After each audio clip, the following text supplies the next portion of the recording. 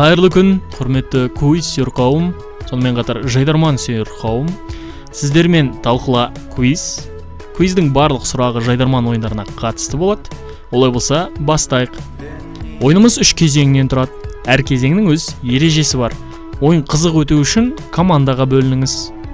Және ойын барысында сұрақтарды мұқият тыңдап, топпен ақылдасып, кейін жауап парағымен алмассаңыздар болады.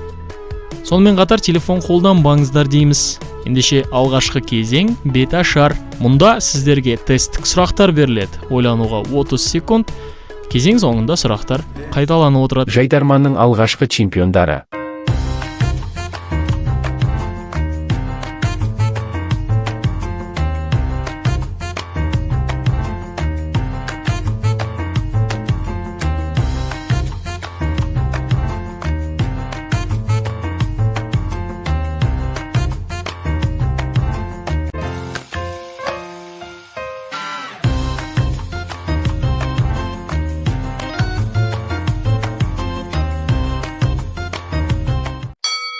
Екі 2024 жылғы финалда 91 тобының қай мүшесі қазылар алқасында болды?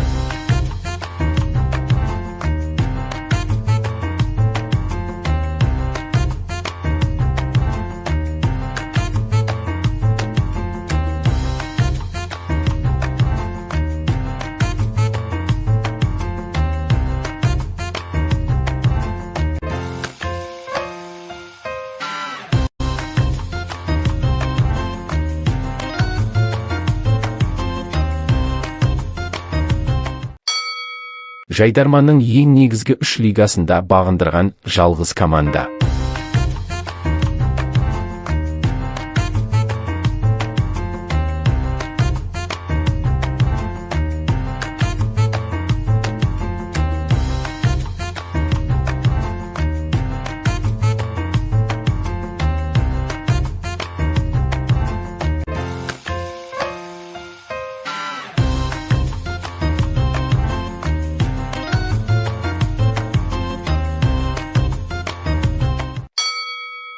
Екі 2020 жылы жайдарман ойындарын көрсеткен арна.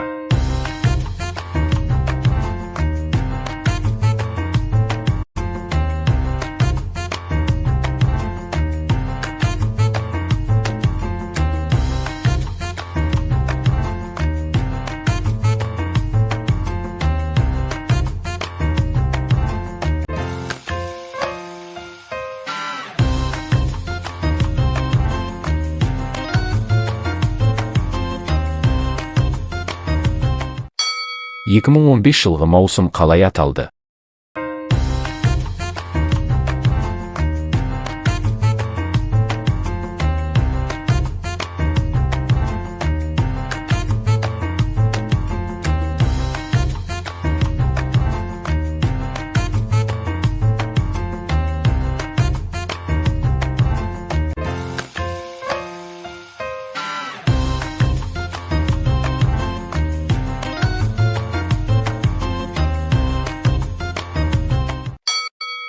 Жоғарғы лигада чемпион шықпаған облыс.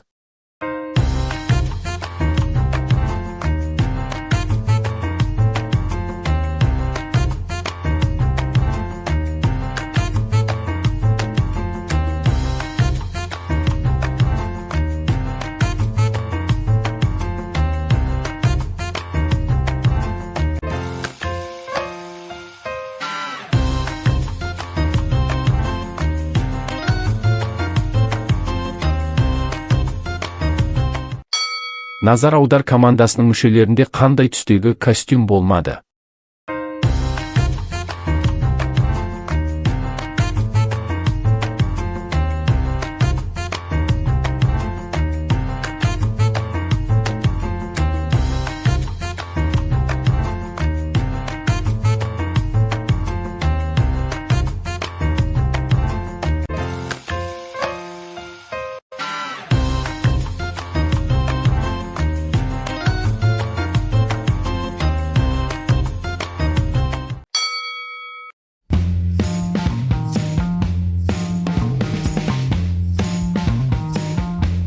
Жайдарманның алғашқы чемпиондары.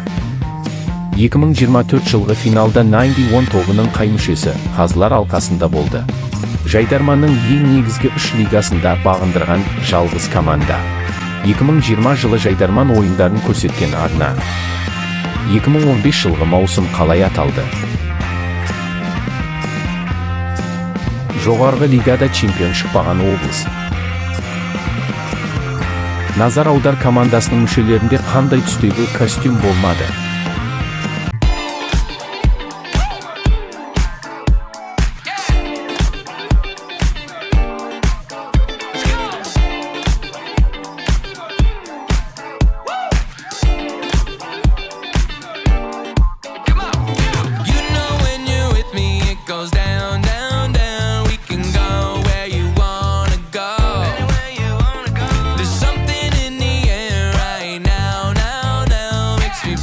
Жайдарманның алғашқы чемпиондары.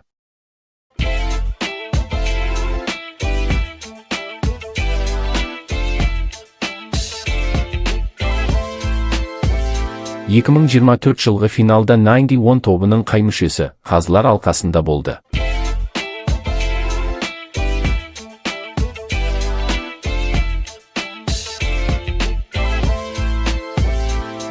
Жайдарманның ең негізгі 3 лигасында бағындырған жалғыз команда.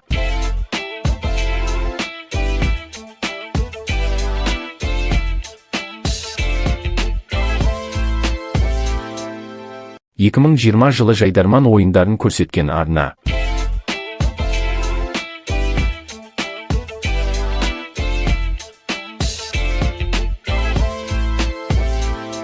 ...2015 жылғы маусым қалай аталды?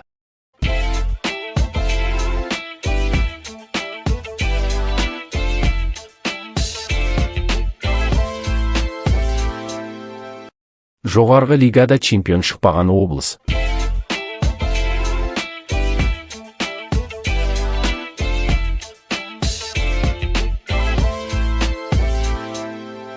Назар аудар командасының мүшелерінде қандай түстегі костюм болмады?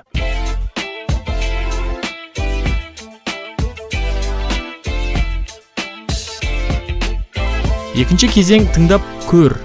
Бұл кезеңде аудиомен қатар суреттер беріледі. Барлығы 7 сұрақ, ойлануға 30-60 секунд. Сұрақтар қайталанбайды. Бұл әуенмен қандай жайдарман тобы шығады?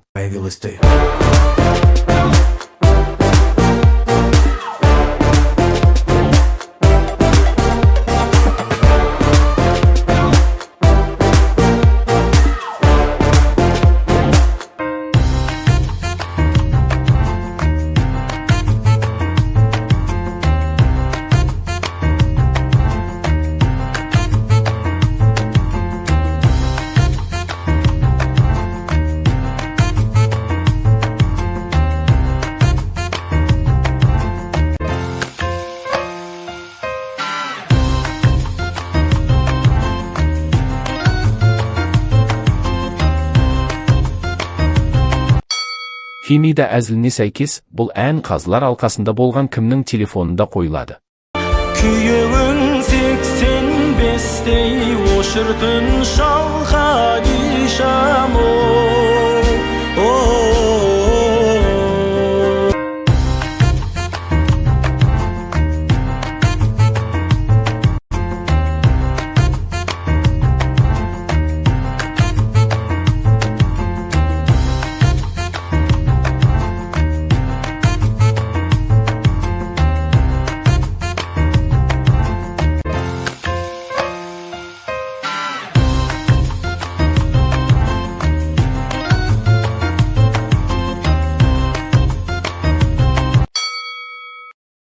Қандай команда?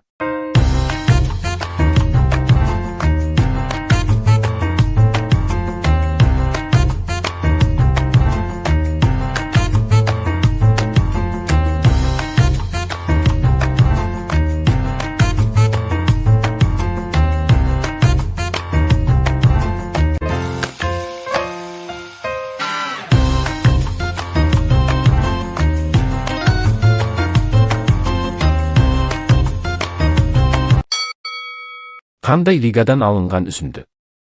Жамбыл облысы Меркі ауданы Меркурий, Түркістан облысы Мақтарал ауданы Еркінабад құрамасы. Жетісу облысы Қаратал ауданы Елтай ауылы Тұмар командасы. Абай облысы Семей қаласы УБ Елімай. Келесі құрама жергілікті команда Алматы қаласы Абсолют.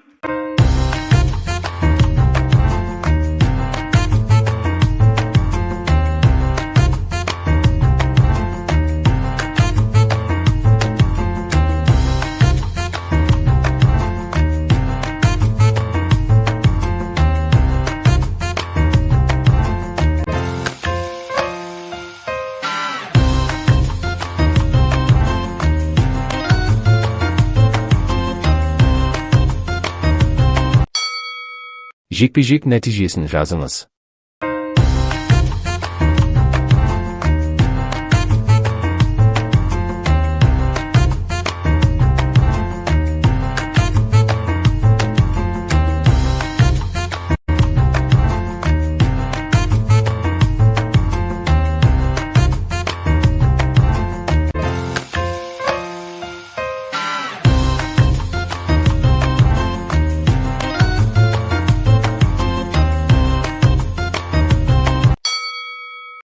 Дауыс иесін жазыңыз. Неді қазір бір жыл тоқтап, ана өзінің ыстықтары басылып түсінуге уақыт керек.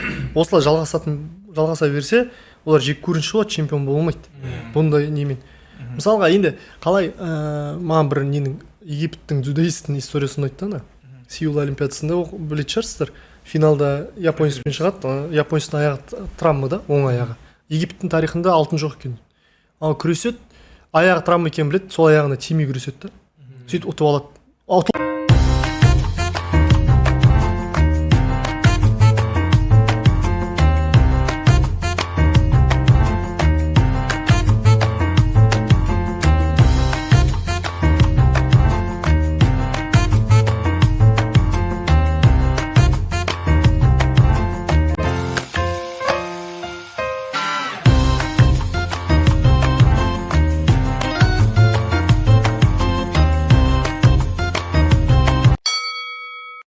Талант командасы қандай көріністі орындап жатыр?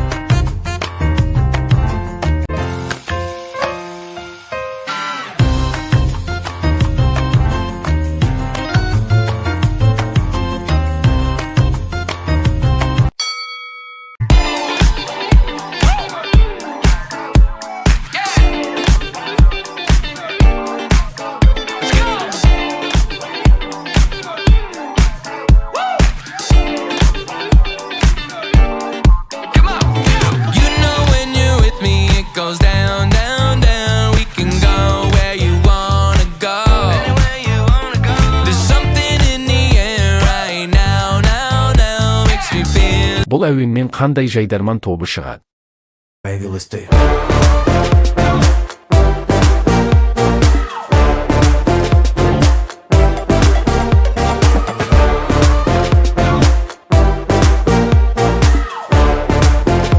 Фемида әзіліне сәйкес, бұл ән қазылар алқасында болған кімнің телефонында қойылады? Күйеуің 85-тей ошыртын шалға дишамы. Қандай команда?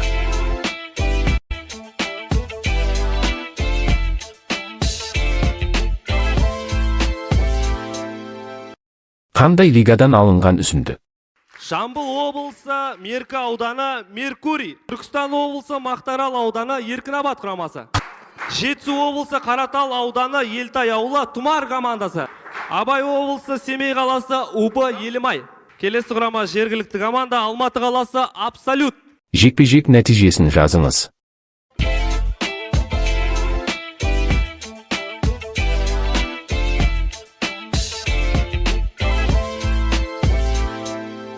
Дауыс иесін жазыңыз.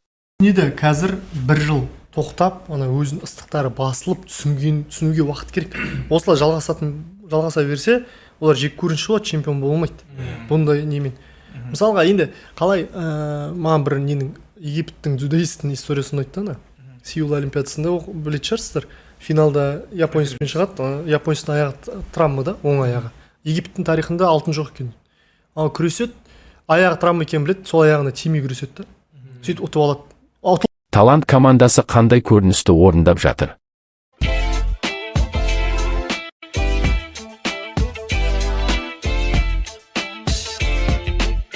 Соңғы кезең логика деп аталады. Бұл кезеңде логикалық сұрақтар беріледі. Егер жауабыңызға сенімді болсаңыз, жанына плюс белгісін қойыңыз. Егер жауап дұрыс болса, 2 ұпай аласыз. Кері жағдайда минус 1 ұпай. Бәс тігу тікпеу өз еріктеріңізде. Олай болса, соңғы шешуші кезең. 2023 жылы жаз айында болған Жайдарман ойында жергілікті команда ұйымдастырушыларға қазылар алқасында отырған көрші елдің азаматынан оны алып қоюды бұйырады. Осы арқылы команда геосаяси тақырыпты қозғайды.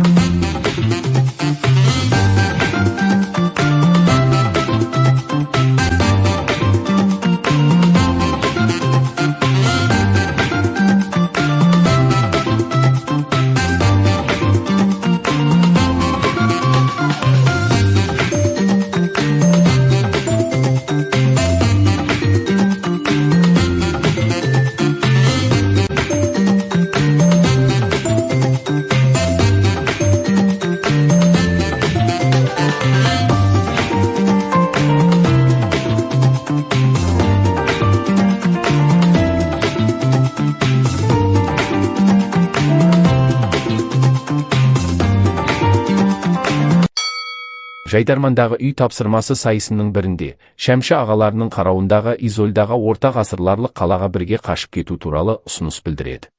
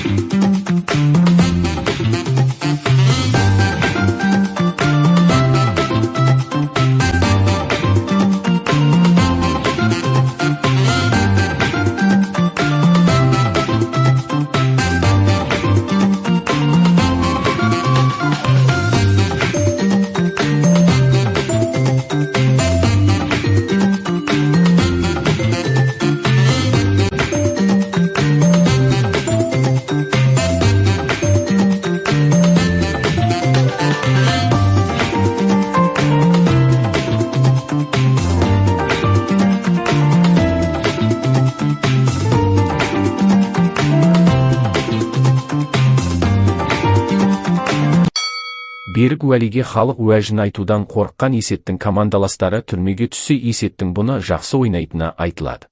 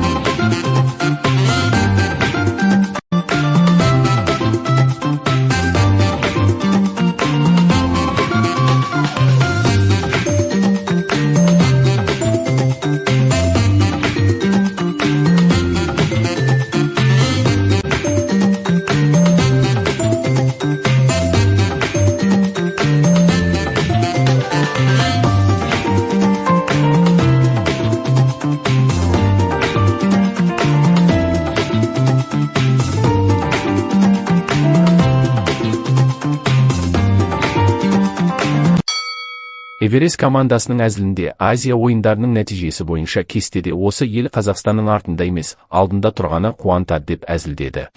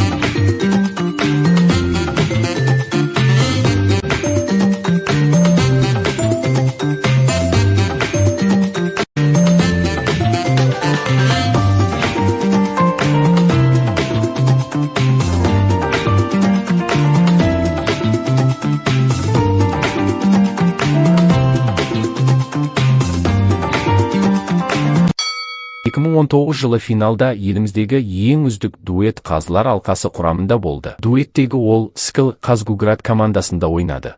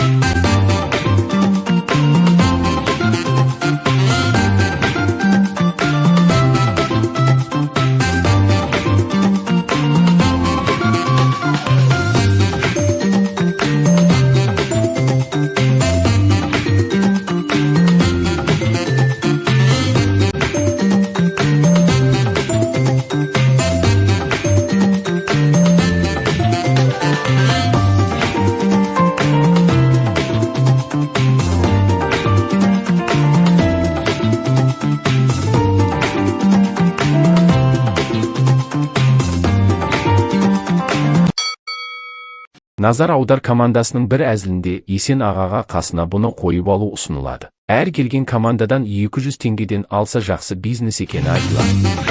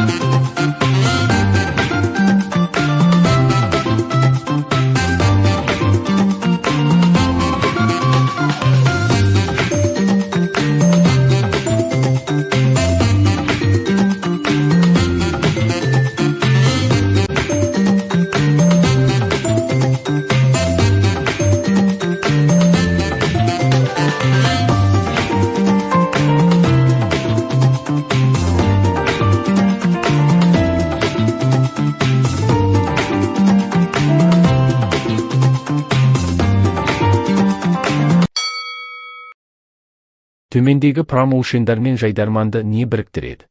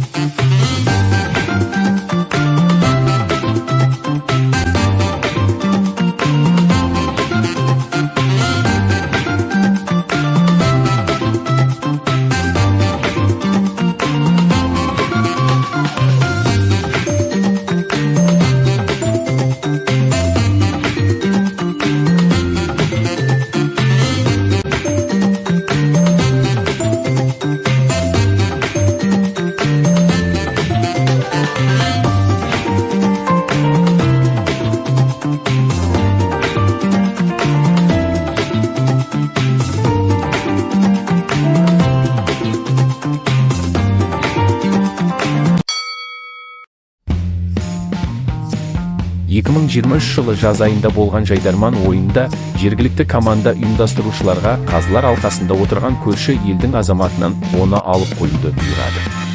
Осы арқылы команда геосаяси тақырыпты қозғайды. Жайдармандағы үй тапсырмасы сайысының бірінде Шәмші ағаларының қарауындағы Изольдағы орта ғасырларлық қалаға бірге қашып кету туралы ұсыныс білдіреді. Берік уәлиге халық уәжін айтудан қорыққан Есеттің командаластары түрмеге түссе, Есеттің бұны жақсы ойнайтыны айтылады. Эверест командасының әзілінде Азия ойындарының нәтижесі бойынша кестеде осы ел Қазақстанның артында емес, алдында тұрғаны қуантар деп әзілдеді. 2019 жылы финалда еліміздегі ең үздік дуэт қазылар алқасы құрамында болды. Дуэттегі ол Скил Казгуград командасында ойнады. Назар аудар командасының бір әзілінде Есен ағаға қасына бұны қойып алу ұсынылады. Әр келген командадан 200 теңгеден алса жақсы бизнес екені айтылады. Төмендегі промоушендар мен жайдарманды не біріктіреді?